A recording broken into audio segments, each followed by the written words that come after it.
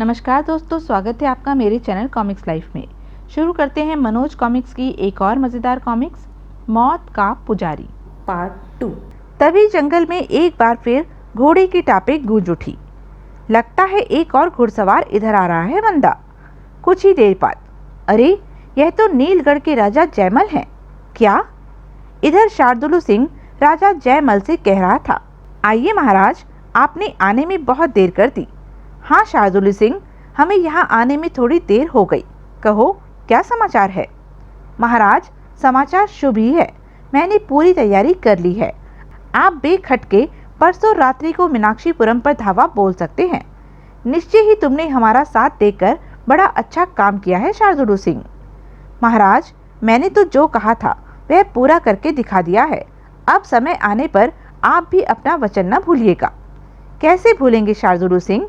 मीनाक्षीपुरम को फतह करते ही हम मीनाक्षीपुरम की राजगद्दी आपको सौंप देंगे। साथ ही शीलभद्र को इस दुनिया से रुखसत कर दिया जाएगा। महाराज, खुशी के इस मौके पर मैं आपको एक खुशखबरी और देने जा रहा हूँ।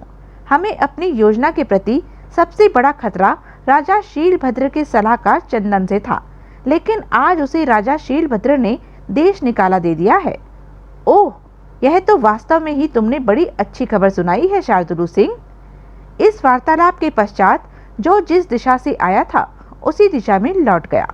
मैंने और मेरे पति ने उन दोनों का सारा वार्तालाप सुना था। स्वामी, सेनापति शार्दुल सिंह इस प्रकार देशद्रोह करेंगे, इसकी तो स्वप्न में भी कल्पना नहीं की जा सकती थी। मंदा, मीनाक्षीपुरम की प्रजा इन दिनों वैसे ही सूखे व अकाल से जूझ रही है। ऊपर से राजा जयमल का यह हमला पूरी तरह उनकी कमर ही तोड़ देगा। नहीं, मैं ऐसा नहीं होने दूंगा। जैसे भी होगा मैं इस समाचार को राजा शीलभद्र तक पहुंचाकर ही रहूंगा। लेकिन स्वामी, आप राजा शीलभद्र तक पहुंचेंगे कैसे? मीनाक्षीपुरम में तो आपका प्रवेश वर्जित है। मंदा, मैं अपनी जान पर खेलकर भी राजा शीलभद्र को इस षड्यंत्र की सूचना दूंगा। अगली सुबह। मंदा, मैं मीनाक्षीपुरम जा रहा हूँ। तुम यहीं रुककर मेरे वापस लौटने की प्रतीक्षा करना। अच्छा स्वामी। भगवान, मेरे सुहाग की रक्षा करना। वे शेर की मान में घुसने जा रहे हैं। मीनाक्षीपुरम पहुंच मेरे पति ने एक सौदागर का वेश धरा और सीधे दरबार के बाहर पहुंचे। मैं बगदाद का सौदागर बिस्मिल्लाह हूँ। महाराज से जाकर कहो कि मैं उनकी खिदमत में कुछ हसीन कनीजे पेश करना चाहता हूँ। ठीक है, तुम यहीं ठहरो। कुछ देर बाद, चलो सौदागर, महाराज तुम्हें दरबार में बुला रहे हैं। चलो। मेरे पति पहरेदार के साथ दरबार में पहुंचे। तो तुम हो बगदाद के सौदागर बिस्मिल्लाह? जी महाराज। कहाँ हैं वे खूबसूरत कनीजे जिन्हें तुम हमारी खिदमत में पेश करना चाहते हो? महाराज, आप मुझे जो समझ रहे हैं मैं वास्तव में वह नहीं हूँ। फिर कौन हो तुम? अगले ही पल, तुम्हें तो हमने देश निकाला दे दिया था, फिर तुम्हारे यहाँ आने की हिम्मत कैसे हुई? क्षमा करें महाराज, आपको एक षड्यंत्र की जानकारी देना बहुत जरूरी था, इसलिए मुझे सौदागर का वेश धरकर यहाँ आना पड़ा। कैसा षड्यंत्र? महाराज, सेनापति शार्दुल सिंह पड़ोसी देश नीलगढ़ के राजा जयमल के साथ मिलकर आपके विरुद्ध कल रात्रि को खूनी षड्यंत्र रचने जा रहे हैं। ओह, चंदन को हमारी योजना के विषय में कैसे पता चल गया? क्या कह रहे हो? भला सेनापति शार्दुल सिंह हमारे विरुद्ध ऐसा क्यों करेंगे?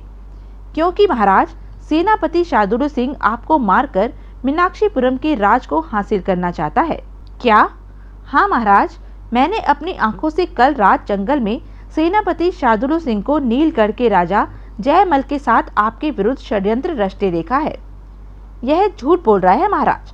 सौदागर बनकर राज दरबार में दोबारा आने की इसकी यह एक चाल है। इसका सिर मैं अभी धड़ से अलग किए देता हूँ, क्योंकि यहाँ आकर इसने राज आज्ञा का उल्लंघन किया है। यह कह सेनापति शार्दुल सिंह जैसे ही नंगी तलवार ले मेरे पति की ओर बढ़ा। राजा शीलभद्र ने उसे रोक दिया। रुको सेनापति, रुको। सेनापति शार्दुल सिंह जहां का तहां रुक गया। तब शीलभद्र ने शार्दुल सिंह की ओर इशारा करते हुए सैनिकों को आदेश दिया, सैनिकों, आगे बढ़कर सेनापति शार्दुल सिंह को गिरफ्तार कर लो।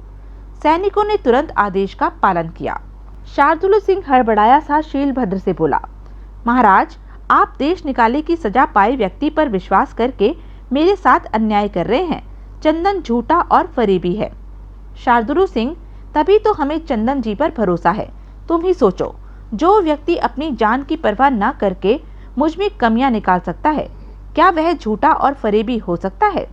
चंदन जी को देश निकाला देना हमारी भूल थी। अब हमें अपने उस आदेश पर अफसोस हो रहा है, और वैसे भी सच और झूठ का पता कल रात चल जाएगा। चंदन जी, तुम्हें भी कल तक मीनाक्षीपुरम में ही रुकना होगा। यदि तुम्हारी बताई सूचना सच निकली तो ठीक है, वरना हम तुम्हारी गर्दन उड़ा देंगे। मुझे स्वीकार है महाराज।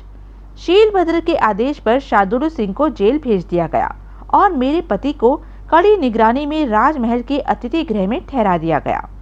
वह दिन बीत गया और फिर जिस रात की प्रतीक्षा थी वह रात आ गई। शीलभद्र के आदेश पर उसकी समस्त सेना पूरी तरह तैयार थी। दूसरी ओर राजा जयमल प्रसन्न मन से अपनी सेना के साथ मीनाक्षीपुरम की ओर बढ़ा चला जा रहा था। मेरी जिंदगी में यह कैसा सुअवसर आया है। आज मैं बिना किसी संघर्ष व युद्ध के ही मीनाक्षीपुरम पर कब्जा करने में सफल हो जाऊंगा। लेकिन जैसे ही जयमल अपनी सेना के साथ मीनाक्षीपुरम की सीमा में प्रविष्ट हुआ, मारो, काटो, आह! जल्दी ही शीलभद्र ने राजा जयमल को मौत के घाट उतार दिया। जयमल, यह तेरी मीनाक्षीपुरम पर आक्रमण करने की सजा है। आह! अगले दिन शीलभद्र ने मेरे पति से कहा, चंदन जी, कल रात तुम्हारे कारण ही मुझे दुश्मन पर विजय हासिल हुई है।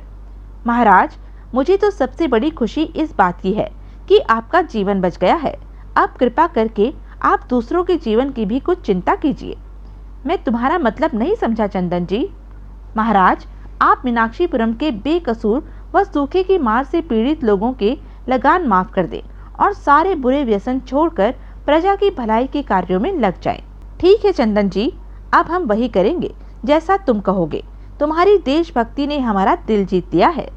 तब शीलभद्र ने वहां पर बंदी शार्दुल सिंह को बुलाया। शार्दुल सिंह, अब बताओ, फरेबी कौन है, तुम या चंदन जी? महाराज, मुझे क्षमा कर दे, फरेबी मैं ही हूँ, जो राज सिंहासन हासिल करने के चक्कर में आपसे दगा करने चला था। तो अब उस दगा की सजा भी भुगतने को तैयार हो जा शार्दुल सिंह। नहीं महाराज, मुझे सजा न दीजिए, मुझे क्षमा कर दीजिए। लेकिन शीलभद्र ने शार्दुल सिंह के गिड़गिड़ाने पर कोई ध्यान नहीं दिया और उसके इशारे पर एक सैनिक ने शार्दुल सिंह के पेट में तलवार भोंक दी। आह! तलवार के एक ही वार में वह स्वर्ग सिधार गया। तब शीलभद्र ने मेरे पति से कहा, चंदन जी, तुमने देशद्रोही के षड्यंत्र का भंडाफोड़ करके यह साबित कर दिया है कि तुम एक देश प्रेमी हो। इसलिए हम तुम्हारा देश निकाला वापस लेते हैं और तुम्हें पुनः अपने राजकीय सलाहकार के पद पर नियुक्त करते हैं। धन्यवाद महाराज। उसी समय प्रधानमंत्री ने आकर शीलभद्र से कहा, महाराज, माना कि चंदन जी ने राष्ट्र के प्रति बहुत नेक कार्य किया है, पर ये अभी भी आपके द्वारा दी गई सजा के हकदार है। यह आप क्या कह रहे हैं प्रधानमंत्री जी? महाराज, जिस घोषणा पत्र पर एक बार राष्ट्रीय मुहर लग जाती है, फिर उस घोषणा पत्र में लिखी घोषणा को किसी भी सूरत में नहीं बदला जाता है। यही राजकीय नियम है। ओह, तो क्या इस अवस्था में हमें चंदन जी को प्राण दंड देना पड़ेगा? शीलभद्र को परेशान होते देख मेरे पति ने उससे कहा, महाराज, आप इस तरह परेशान न होइए। प्रधानमंत्री जी ठीक कह रहे हैं। मेरे लिए आप राजकीय नियम न तोड़े। मैं अपनी सजा भुगतने को तैयार हूँ। काश हमने जल्दबाजी में तुम्हारे देश निकाले के घोषणा पत्र पर राष्ट्रीय मुहर न लगाई होती। तत्पश्चात राष्ट्रीय परंपरा के अनुसार मेरे पति को प्राण दंड देने के लिए दरबार के बाहर खुले मैदान में ले जाया गया। चंदन जी, हमें खेद है कि तुम राष्ट्रीय नियमों की बलि चढ़ रहे हो। तुम्हारी कोई अंतिम इच्छा हो तो बता दो। महाराज, मीनाक्षीपुरम की सीमा के बाहर वाले जंगल में मेरी पत्नी मंदा मेरे वापस लौटने की प्रतीक्षा कर रही होगी। मेरी मृत्यु के पश्चात मेरा शव उसे सौंप दिया जाए, यही मेरी अंतिम इच्छा है। ऐसा ही किया जाएगा चंदन जी। तब मीनाक्षीपुरम की प्रजा के सामने मेरे पति को सूली पर चढ़ा दिया गया। ओह, आज एक देशभक्त भी मौत मारा गया। भगवान चंदन जी की आत्मा को शांति दे। आज हमारा सच्चा हितैषी मारा गया। इधर मेरे पति को सूली पर चढ़ा दिया गया। उधर मैं वन में बैठी सोच रही थी, स्वामी को मीनाक्षीपुरम गए आज तीसरा दिन है, वे अभी तक वापस क्यों नहीं लौटे हैं। मैं दिन भर इन्हीं सोच विचारों में डूबी रही। संध्या होने ही वाली थी कि राजा शीलभद्र का रथ मेरे समीप आकर रुका। महाराज, आप, मेरे पति कहाँ हैं? बहन, तुम्हारे पति अब जीवित नहीं हैं। क्या मेरे पति अब जीवित नहीं हैं? हाँ बहन, रथ में तुम्हारे पति का शव रखा हुआ है। लेकिन यह सब हुआ कैसे? मेरे पति तो आपको शार्दुल सिंह व जयमल के षड्यंत्र की सूचना देने गए थे।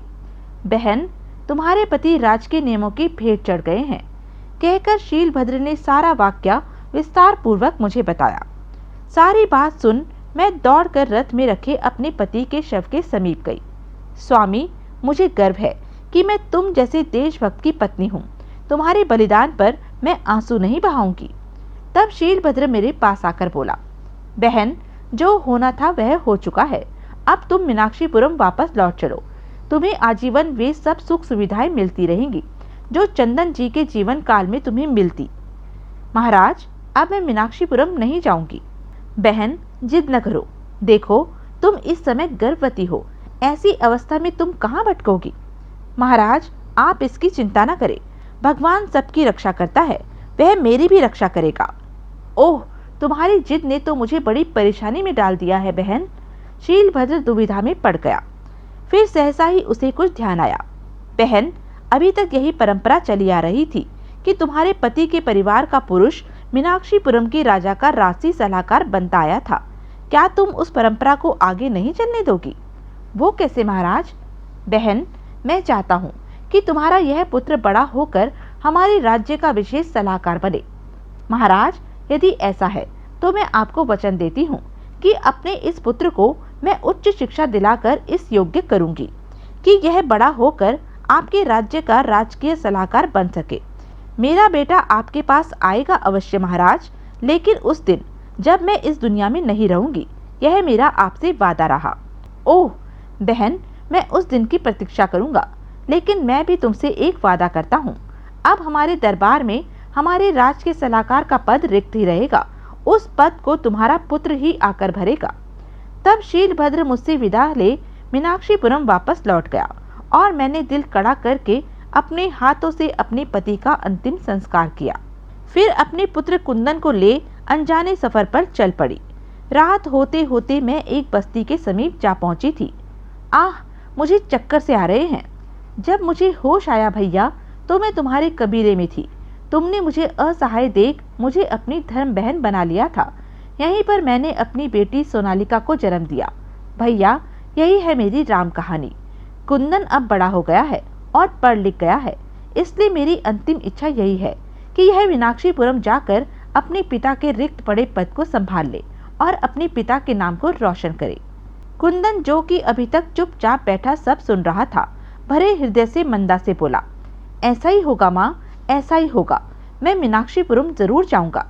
आह, अब मैं चैन से मर सकूंगी बेटा। कहते कहते मंदा की सांसें उखड़ चली। फिर उसने एक हिचकी ली और उसके प्राण पखेरु उड़ गए। माँ, बहन।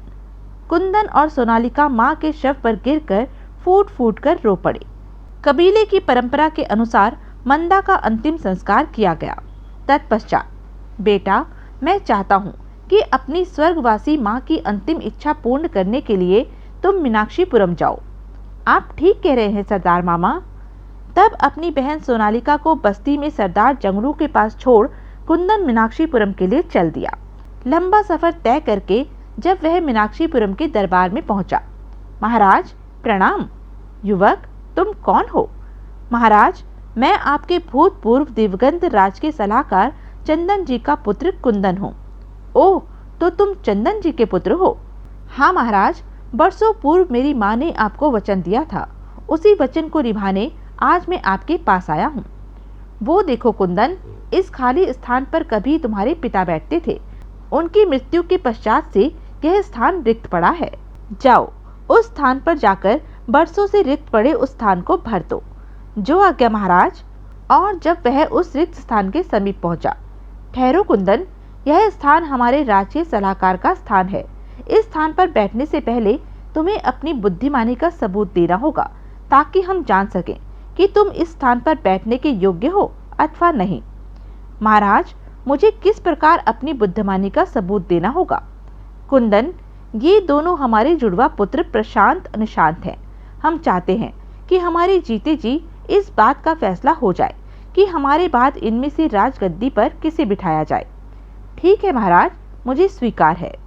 महाराज, मैं दोनों राजकुमारों से 2 प्रश्न पूछूंगा, जिसका भी उत्तर उत्तम व सही होगा वही राजगद्दी का उत्तराधिकारी बनने के योग्य होगा। ठीक है। तब कुंदन ने दोनों राजकुमारों से कहा, राजकुमारों, मैं तुमसे प्रश्न पूछता हूँ। तुम दोनों शांति और धैर्य के साथ पहले उन पर विचार करना, फिर उत्तर देना। ठीक है। देखो, कुछ देर के लिए तुम दोनों यह समझ लो कि तुम दोनों राजा बन गए हो। अतः अब राजा की हैसियत से सोचकर बताओ कि तुम अपने पिताजी महाराज के साथ कैसा व्यवहार करोगे।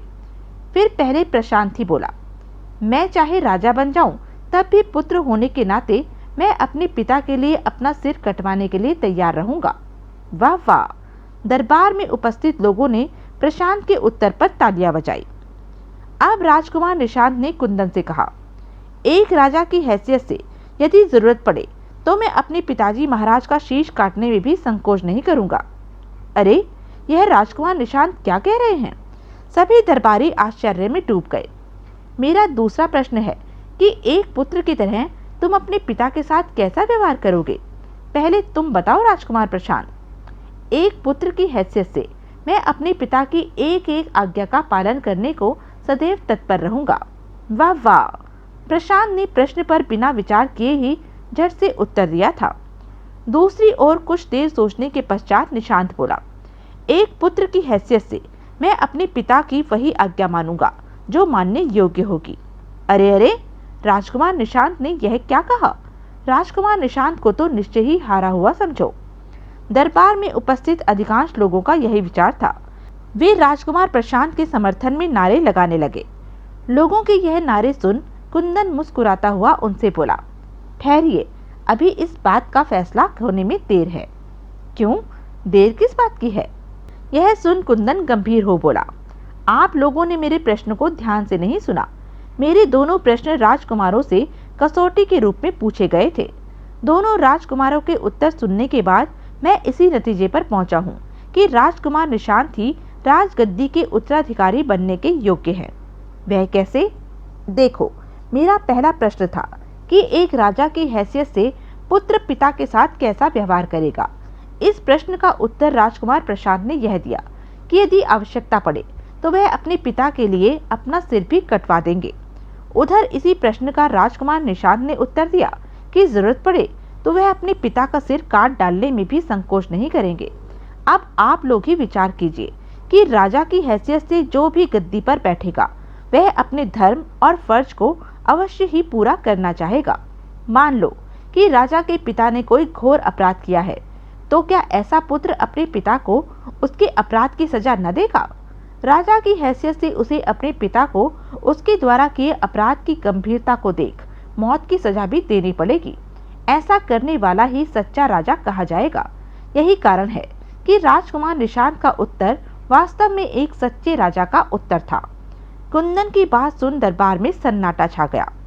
यह देख कुंदन मुस्कुराता हुआ आगे बोला, अब मेरे दूसरे प्रश्न का उत्तर देखिए। मेरा सवाल था कि एक पुत्र की हैसियत से अपने पिता के साथ कैसा बर्ताव करना चाहिए।